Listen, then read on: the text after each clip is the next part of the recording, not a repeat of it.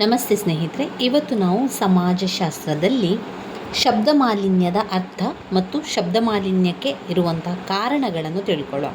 ತುಂಬಾ ಮುಖ್ಯವಾಗಿರುವಂತಹ ಪ್ರಶ್ನೆ.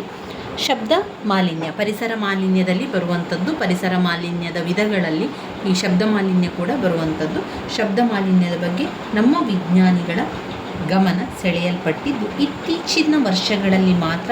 ನಗರ ಮತ್ತು ಪಟ್ಟಣಗಳಲ್ಲಿ ಕಾರ್ಖಾನೆಗಳು, ಕಾರ್ಯಾಗಾರಗಳು ಹಾಗೂ ವಾಹನಗಳು ಕಪ್ಪು ಹೊಗೆ ಹಾಗೂ ಹೊಲಸು ವಸ್ತುಗಳನ್ನು ಮಾತ್ರವಲ್ಲದೆ ವಿಪರೀತ ಶಬ್ದವನ್ನು ಕೂಡ ಹೊರಡಿಸುತ್ತಿದ್ದು, ಇದರಿಂದ ಶಾಂತವಾದ ನೈಸರ್ಗಿಕ ವಾತಾವರಣವು ಮಲಿನಗೊಂಡಿದೆ. ಮಾನಸಿಕವಾಗಿ ಕಿರಿಕಿರಿ ಉಂಟು ಮಾಡುವ ಹಾಗೂ ನಮ್ಮ ದೈಹಿಕ ಮತ್ತು ಮಾನಸಿಕ ನೆಮ್ಮದಿ ಮತ್ತು ಆರೋಗ್ಯವನ್ನು ಹಾಳುಗೆಡುವ ಶಬ್ದದ ತೀವ್ರತೆಯನ್ನು ಶಬ್ದ ಮಾಲಿನ್ಯ ಅಂತ ಕರೆಯಬಹುದು. ಮಾನಸಿಕವಾಗಿ ಕಿರಿಕಿರಿ ಉಂಟು ಮಾಡುವ ಹಾಗೂ ನಮ್ಮ ದೈಹಿಕ ಮತ್ತು ಮಾನಸಿಕ ನೆಮ್ಮದಿ ಮತ್ತು ಆರೋಗ್ಯವನ್ನು ಹಾಳುಗೆಡುವ ಶಬ್ದದ ತೀವ್ರತೆಯನ್ನು ಶಬ್ದ ಮಾಲಿನ್ಯವೆಂದು ಕರೆಯಬಹುದು. ಅನಪೇಕ್ಷಿತ ಹಾಗೂ ಅಹಿತಕರ ಶಬ್ದವನ್ನು ಕೂಡ ಶಬ್ದ ಮಾಲಿನ್ಯ ಎನ್ನಬಹುದು. ಅನಪೇಕ್ಷಿತ ಶಬ್ದಗಳನ್ನು ನಮ್ಮ ಜೀವನದಲ್ಲಿ ತಂದು ತೋರಿಸುವುದೇ ಶಬ್ದ ಮಾಲಿನ್ಯ ಆಗಿರ್ತದೆ. ಅಂದರೆ ಈ ಶಬ್ದ ಮಾಲಿನ್ಯ ಎನ್ನುವಂಥದ್ದು ಕಿವಿಗೆ ಕರ್ಕಶವಾದ ಸ್ವರ ಬರುವಂಥದ್ದು. ನಾವು ಕೇಳಲಿಕ್ಕೆ ಸಾಧ್ಯ ಆಗ್ತಾ ಇಲ್ಲ, ನನ್ನ ಕಿವಿಯನ್ನು ಮುಚ್ಚಿಕೊಳ್ಬೇಕು ಎನ್ನುವಂಥ ಅನುಭವ ಆಗ್ತಾ ಇದೆ. ನನಗೆ ಏನು ಕೂಡ ಅದು ಒಂದು ರೀತಿಯ ಮಾನಸಿಕ ಹಿಂಸೆ ಕೊಡ್ತಾ ಇದೆ. ನಮಗೆ ಅದು ಕಿರಿಕಿರಿ ಅನಿಸ್ತಾ ಇದೆ. ದೈಹಿಕವಾಗಿರ್ಬೋದು ಅಥವಾ ಮಾನಸಿಕವಾಗಿ ನಮ್ಮ ನೆಮ್ಮದಿಯನ್ನು ಹಾಳು ಮಾಡ್ತಾ ಇದೆ ಅಥವಾ ನಮ್ಮ ಆರೋಗ್ಯದ ಮೇಲೆ ಅದು ಪರಿಣಾಮ ಬೀರ್ತದೆ ಅಂತ ಆದರೆ ಅಂತಹ ಒಂದು ಮಾಲಿನ್ಯ ಇದೆಯಲ್ಲ, ಅದು ಶಬ್ದ ಮಾಲಿನ್ಯ ಆಗಿರ್ತದೆ. ಅದು ಅನಪೇಕ್ಷಿತ ಆಗಿರ್ಬೋದು ಅಥವಾ ಅಹಿತಕರ ಶಬ್ದ ಕೂಡ ಆಗಿರ್ಬೋದು, ಅದು ಮಾಲಿನ್ಯವಾಗಿರುವಂಥದ್ದು. ಇನ್ನು ಶಬ್ದ ಮಾಲಿನ್ಯ ಅಂತ ಬಂದಾಗ ಏನೆಲ್ಲ ಕಾರಣ ಇರ್ಬೋದು ಶಬ್ದ ಮಾಲಿನ್ಯಕ್ಕೆ ಅಂತ ನೋಡುವ. ಶಬ್ದ ಮಾಲಿನ್ಯಕ್ಕೆ ಕಾರಣ ಏನಿದೆ, ಅಷ್ಟೇ ಅಲ್ಲದೆ ಶಬ್ದ ಮಾಲಿನ್ಯದ ಪರಿಣಾಮ ಏನು ಅಂತ ಕೂಡ ನಾವು ಇವತ್ತು ನೋಡ್ತಾ ಹೋಗಬೇಕು. ಶಬ್ದ ಮಾಲಿನ್ಯ ಈ ರಸ್ತೆ, ವಾಯು ಹಾಗೂ ರೈಲು ಸಾರಿಗೆಗಳಿಂದ ಬಹಳಷ್ಟು ಪ್ರಮಾಣದಲ್ಲಿ ಶಬ್ದ ಮಾಲಿನ್ಯ ಉಂಟಾಗ್ತದೆ. ಈಗ ಶಬ್ದ ಮಾಲಿನ್ಯ ಎಲ್ಲಿಂದೆಲ್ಲ ಉಂಟಾಗ್ತದೆ, ಶಬ್ದ ಮಾಲಿನ್ಯಕ್ಕೆ ಉಂಟಾಗಲಿಕ್ಕೆ ಕಾರಣ ಏನು ಅಂತ ಬಂದಾಗ ಮೊದಲನೇದಾಗಿ ನಮಗೆ ನೆನಪಾಗುವಂಥದ್ದು ರಸ್ತೆಯಿಂದ ಬರುವಂಥದ್ದು. ಅಂದರೆ ವಾಹನಗಳ ಒಂದು ಸ್ವರ ಬರುವಂಥದ್ದು.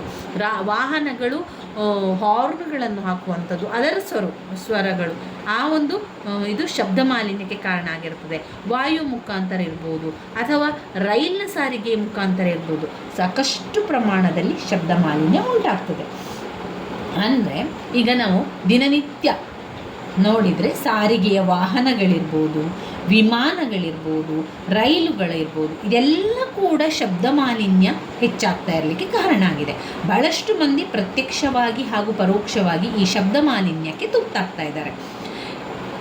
ಎರಡನೇದಾಗಿ ನೋಡಿದರೆ ಕೈಗಾರಿಕಾ ಚಟುವಟಿಕೆಗಳಿಂದಲೂ ಕೂಡ ಶಬ್ದ ಮಾಲಿನ್ಯ ಆಗ್ತದೆ. ಶಬ್ದ ಮಾಲಿನ್ಯಕ್ಕೆ ಕಾರಣವನ್ನು ಇಲ್ಲಿ ಕೇಳ್ತಾ ಇರುವಂಥದ್ದು ಒಂದು ರಸ್ತೆ, ವಾಯು ಮತ್ತು ರೈಲು ಸಾರಿಗೆಗಳಿಂದ. ಎರಡನೇದು ಕೈಗಾರಿಕಾ ಚಟುವಟಿಕೆಗಳಿಂದಲೂ ಕೂಡ ನಮಗೆ ಶಬ್ದ ಮಾಲಿನ್ಯ ಆಗ್ತದೆ. ಯಾಕೆ? ಕಾರ್ಖಾನೆಗಳ ಬಳಿಯಲ್ಲಿ ವಾಸಿಸುವಂತಹ ಬಹುತೇಕ ಜನರು ಮಾಲಿನ್ಯಕ್ಕೆ ತುತ್ತಾಗ್ತಾ ಇದ್ದಾರೆ, ಬೇರೆ ಬೇರೆ ಮಾಲಿನ್ಯಕ್ಕೆ ತುತ್ತಾಗ್ತಾ ಇದ್ದಾರೆ.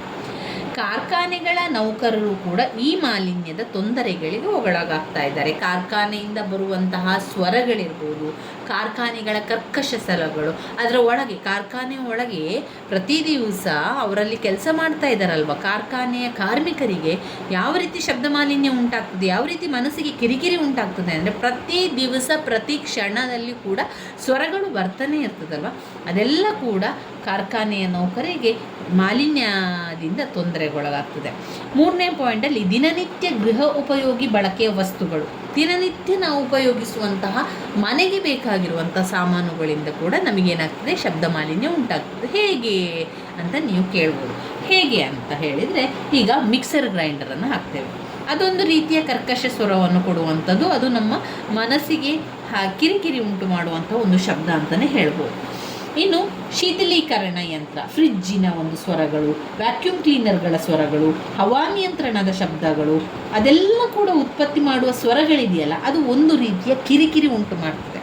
ಈಗ ನಾವು ಯಾವಾಗಲೂ ಅದನ್ನು ಕೇಳ್ತಾ ಇರ್ತೇವೆ, ನಮಗೆ ಅದು ದೊಡ್ಡ ಸ್ವರ ಅಂತ ಅನಿಸದಿದ್ರೂ ಕೂಡ ಅದನ್ನೇ ನೀವು ಯೋಚನೆ ಮಾಡಿ ನೋಡಿದರೆ ಅದಕ್ಕೂ ಒಂದು ರೀತಿಯ ಸ್ವರ ಇದೆ. ಅದು ಒಂದು ಕಿರಿಕಿರಿ ಮಾಡುವಂಥ ಸ್ವರ ಇದೆ, ಮನಸ್ಸಿಗೆ ನೋವನ್ನುಂಟು ಮಾಡೋದು, ಮನಸ್ಸಿಗೆ ಒಂದು ಚುಚ್ಚಿನ ಅನುಭವ ಆಗುವಂಥದ್ದು, ಈ ರೀತಿಯ ಸ್ವರಗಳೆಲ್ಲ ಬರುವಂಥದ್ದು ಕೂಡ ನೀವು ಕಾಣ್ಬೋದು.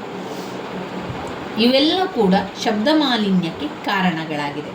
ಅಷ್ಟೇ ಅಲ್ಲದೆ ಸಾರ್ವಜನಿಕ ಸಮಾರಂಭಗಳಲ್ಲಿ ಬಳಸುವಂತಹ ಧ್ವನಿವರ್ಧಕಗಳು ಹೊರಡಿಸುವ ಜೋರು ಧ್ವನಿಗಳಿಂದಲೂ ಅಪಾರ ಪ್ರಮಾಣದಲ್ಲಿ ಶಬ್ದ ಮಾಲಿನ್ಯ ಆಗ್ತಾನೇ ಇದೆ. ಮನುಷ್ಯರ ಕೂಗಾಟದಿಂದಲೂ, ಸಾಕು ಪ್ರಾಣಿ ನಾಯಿಗಳು ಕಿರುಚಿದಾಗಿಲ್ಲ ಕೂಡ ಶಬ್ದ ಮಾಲಿನ್ಯ ಉಂಟಾಗ್ತದೆ. ಶಬ್ದದ ತೀವ್ರತೆಯನ್ನು ಅಳೆಯಲು ಡೆಸಿಮಲ್ ಎಂಬ ಮಾನದಂಡವನ್ನು ಉಪಯೋಗಿಸ್ತಾರೆ. ಶಬ್ದವನ್ನು ಅಳೆಯಲು ಡೆಸಿಮಲ್ ಎನ್ನುವ ಮಾನದಂಡವನ್ನು ಉಪಯೋಗಿಸುವಂಥದ್ದು. ಸುಮಾರು 85 ಡೆಸಿಬಲ್ವರೆಗೂ ಕೂಡ ಶಬ್ದವನ್ನು ತಡೆದುಕೊಳ್ಳುವಂತಹ ಸಾಮರ್ಥ್ಯ ಯಾರಿಗಿದೆ? ಮಾನವರಿಗೆ ಇದೆ. ಶಬ್ದದ ತೀವ್ರತೆ ಇದ್ದಕ್ಕಿದ್ದಂತೆ ಹೆಚ್ಚಾದಲ್ಲಿ ಅದರಿಂದ ಮಾನವನ ಆರೋಗ್ಯದ ಮೇಲೆ ಕೆಟ್ಟ ಪರಿಣಾಮ ಉಂಟಾಗ್ತದೆ. ಇದರಿಂದಾಗಿ ಏನಾಗ್ತದೆ? ನಿದ್ರಾಹೀನ ಉಂಟಾಗ್ತದೆ, ತಲೆ ನೋವು ಉಂಟಾಗ್ತದೆ, ಮಾನಸಿಕ ಸ್ವಸ್ಥೆ ಉಂಟಾಗ್ತದೆ, ಕಿವುಡುತನ ಬರ್ತದೆ. ಇದೆಲ್ಲ ಕೂಡ ಕಾರಣಗಳಾಗಿರ್ತದೆ. ಇವಿಷ್ಟು ಶಬ್ದ ಮಾಲಿನ್ಯದ ಕಾರಣಗಳು. ಇನ್ನು ನಾವು ತಿಳ್ಕೊಳ್ಬೇಕಾಗಿರುವಂಥದ್ದು ಶಬ್ದ ಮಾಲಿನ್ಯದ ಪರಿಣಾಮಗಳಾಗಿರುತ್ತದೆ. ಶಬ್ದ ಮಾಲಿನ್ಯದಿಂದಾಗಿ ಏನೆಲ್ಲ ಪರಿಣಾಮ ಉಂಟಾಗ್ತದೆ? ಶಬ್ದ ಮಾಲಿನ್ಯದಾಗಿ ಮುಖ್ಯವಾಗಿ ಆಗುವಂಥದ್ದು ಕಿವುಡುತನ. ಅದಕ್ಕೆ ಬಲಿಯಾದವರು ಆಯುಷ್ಯ ಕೂಡ ಕಡಿಮೆ ಆಗ್ತದೆ. ಅದರಿಂದ ಮಾನಸಿಕ ಶಾಂತಿ ನಷ್ಟವಾಗಿ ಭಾವನಾತ್ಮಕ ಏರುಪೇರುಗಳು ಕೂಡ ಉಂಟಾಗ್ತದೆ. 2, ಅತಿಯಾದ ಶಬ್ದದಿಂದಾಗಿ ಹೃದಯದ ಬಡಿತದಲ್ಲಿ ಹೆಚ್ಚು ಕಡಿಮೆಯಾಗ್ತದೆ. ಜೊತೆಗೆ ರಕ್ತದೊತ್ತಡ ಕೂಡ ಭಾರಿ ವ್ಯತ್ಯಯ ಆಗ್ತದೆ. ಹೃದಯ ಸಂಬಂಧಿ ಕಾಯಿಲೆಗಳು ಉಲ್ಬಣಗೊಳ್ಳುತ್ತದೆ. ಪಾಯಿಂಟ್ ನಂಬರ್ 3, ಇದರಿಂದ ಪ್ರಾಣಿ ಪಕ್ಷಿಗಳ ಜೀವನದಲ್ಲಿಯೂ ದುಷ್ಪರಿಣಾಮಗಳು ಉಂಟಾಗಬಹುದು. ಅವುಗಳ ವರ್ತನೆಯ ವ್ಯತ್ಯಯವಾಗಬಹುದು. ಅವುಗಳ ಬೆಳವಣಿಗೆ ಕೂಡ ಕುಂಠಿತವಾಗ್ತದೆ. ಇನ್ನು 4ನೇ ಪಾಯಿಂಟ್ನಲ್ಲಿ ಶಬ್ದ ಮಾಲಿನ್ಯದಿಂದಾಗಿ ಮನಸ್ಸಿನ ಏಕಾಗ್ರತೆಗೆ ಭಂಗ ಉಂಟಾಗ್ತದೆ, ಜ್ಞಾಪಕ ಶಕ್ತಿ ಕುಂದುತ್ತದೆ, ಕೆಲಸ ಕಾರ್ಯಗಳಲ್ಲಿ ನಿರಾಸಕ್ತಿ ಮೂಡ್ತದೆ, ಮಾನವನ ಸಂಬಂಧಗಳು ಯಾಂತ್ರೀಕರಣಗೊಳ್ಳುವಂಥದ್ದು. ಇವಿಷ್ಟು ಶಬ್ದ ಮಾಲಿನ್ಯದ ಪರಿಣಾಮವಾಗಿದೆ. ಇನ್ನು ಈ ಶಬ್ದ ಮಾಲಿನ್ಯವನ್ನು ತಡೆಗಟ್ಟುವಂಥದ್ದು ಹೇಗೆ?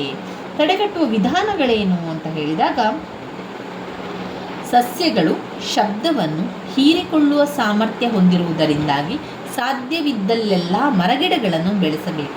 ಹೆದ್ದಾರಿಗಳುದ್ದಕ್ಕೂ ಕೈಗಾರಿಕಾ ಪ್ರದೇಶಗಳಲ್ಲಿ ದೊಡ್ಡ ದೊಡ್ಡ ಮರಗಳನ್ನು ಬೆಳೆಸಲು ಯೋಜನೆಯನ್ನು ಮಾಡಬೇಕು. ಇನ್ನು ಆಸ್ಪತ್ರೆಗಳು, ಗ್ರಂಥಾಲಯ, ಶಾಲೆ ಕಾಲೇಜು, ವೃದ್ಧಾಶ್ರಮ, ದೇವಾಲಯಗಳು, ಮಠ ಮಂದಿರಗಳು ಇರುವ ಕಡೆಗಳಲ್ಲಿ ನಿಶ್ಶಬ್ದ ವಲಯ ನಿರ್ಮಿಸುವ ಬಗ್ಗೆ ಕ್ರಮವನ್ನು ಕೈಗೊಳ್ಳಬೇಕು. 3ನೇ ಪಾಯಿಂಟ್, ಸಾಧ್ಯವಾದಲ್ಲಿ ಶಬ್ದ ನಿಯಂತ್ರಣ ಗೋಡೆಗಳನ್ನು ಕಟ್ಟಿಸುವ ಪ್ರಯತ್ನವನ್ನು ಕೂಡ ಮಾಡುವಂಥದ್ದು. 4ನೇ ಪಾಯಿಂಟಲ್ಲಿ ಮಕ್ಕಳಲ್ಲಿ ಹಾಗೂ ಸಾರ್ವಜನಿಕರಲ್ಲಿ ಶಬ್ದ ಮಾಲಿನ್ಯ ಉಂಟಾಗಬಹುದಾದ ದುಷ್ಪರಿಣಾಮಗಳ ಬಗ್ಗೆ ಅರಿವನ್ನು ಮೂಡಿಸಬೇಕು. ಶಾಲೆಗಳು ಹಾಗೂ ಮಾಧ್ಯಮಗಳು ಈ ಬಗ್ಗೆ ಕ್ರಿಯಾಶೀಲ ಪಾತ್ರ ವಹಿಸಬೇಕು. ಸಂಘ ಸಂಸ್ಥೆಗಳು ಕೂಡ ಈ ಬಗ್ಗೆ ನೆರವಾಗಬೇಕು. ಇವಿಷ್ಟು ಶಬ್ದ ಮಾಲಿನ್ಯದ ಅರ್ಥ, ಶಬ್ದ ಮಾಲಿನ್ಯಕ್ಕೆ ಕಾರಣಗಳು, ಶಬ್ದ ಮಾಲಿನ್ಯದ ಪರಿಣಾಮಗಳಾಗಿರುವಂಥದ್ದು. ಇನ್ನು ಬರುವಂಥದ್ದು ಪರಿಸರ ಮಾಲಿನ್ಯದ ಇತರ ಪ್ರಕಾರಗಳು ಅಥವಾ ರೂಪಗಳೇನು?